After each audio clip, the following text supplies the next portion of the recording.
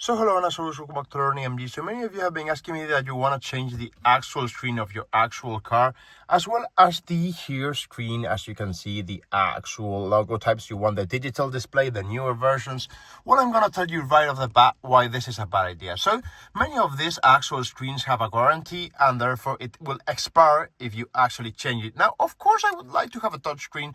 Of course, I would like to have a digital display on the actual velocimeter. But let me tell you right off the bat, if it works well, if it hasn't given you any issues whatsoever, mine has been replaced. Those of you who have seen the actual videos of cars on our channel, you've seen that we had to actually replace it. We did a collaboration with BMW since I thought that it wasn't actually that actually old for it to be changed. But other than that, I had a great service. We did a collaboration in which I only paid 50% of the actual replacement.